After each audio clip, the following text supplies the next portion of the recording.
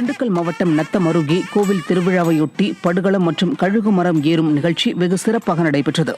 நத்தம் அருகே கம்பிளியம்பட்டியில் உள்ள முத்தாலம்மன், பகவதியம்மன், சக்தி காளியம்மன், மாரியம்மன் ஆகிய கோவில்களின் திருவிழா தொடங்கி நடைபெற்று முடிந்தது. இந்த திருவிழாவின் நிறைவு நாளில் முக்கிய நிகழ்வான படுகளம் மற்றும் கழுகு மரம் ஏறும் நிகழ்ச்சி சிறப்பாக நடைபெற்றது. இதில் கோவில் முன்பு ஊன்றப்பட்ட 79 அடி உயரமுள்ள கழுகு மரத்தில் ஏராளமானோர் போட்டி போட்டுக்கொண்டு ஏறினர். இந்த திருவிழாவில் சுற்று வட்டார கிராமங்களைச் சேர்ந்த பக்தர்கள் பங்கேற்று சுவாமி தரிசனம் செய்தனர்.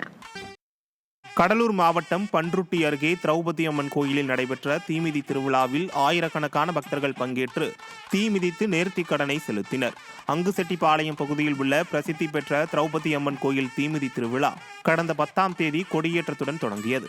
விழாவின் முக்கிய நிகழ்வான தீமிதி திருவிழாவில் ஆயிரக்கணக்கான பக்தர்கள் கலந்து கொண்டு தீமிதித்து தங்களது நேர்த்திக்கடனை செலுத்தினர். இந்த விழாவில் சுற்றுவட்டார பகுதிகளைச் சேர்ந்த ஏராளமான பக்தர்கள் கலந்து கொண்டு சாமி தரிசனம் செய்தனர்.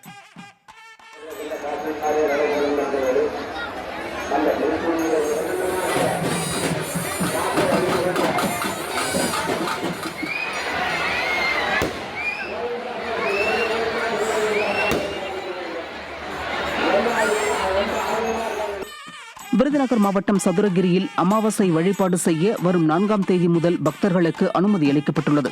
பத்ராயிருப்பு மேற்கு தொடர்ச்சி மலைப்பகுதியில் பிரசித்தி பெற்ற சதுரகிரி சுந்தர மகாலிங்கம் கோவில் அமைந்துள்ளது.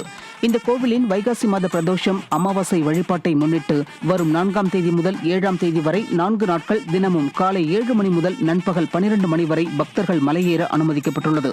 மேலும் பக்தர்கள் இரவில் கோவில் வளாக பகுதியில் தங்குவதற்கு அனுமதி கிடையாது என்றும் வனத்துறையினர் தெரிவித்திருக்கின்றனர். காஞ்சிபுரம் பிரசித்தி பெற்ற ஸ்ரீ பரமேஸ்வர விண்ணகரம் என்னும் வைகுண்டவள்ளி சமேத வைகுண்ட பெருமாள் கோவிலில் வைகாசி மாத பிரம்மோற்சவம் கொடியேற்றத்துடன் கோலாகலமாக தொடங்கியது.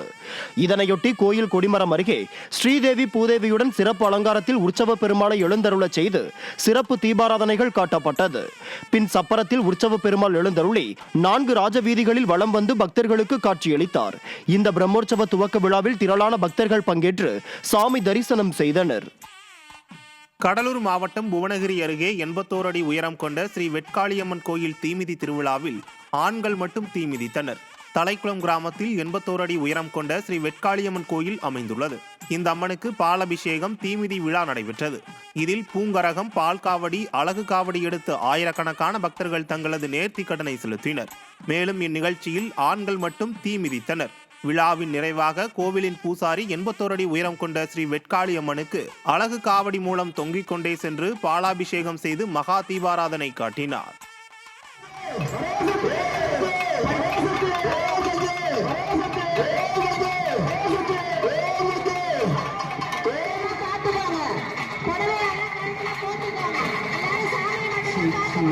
Thank you.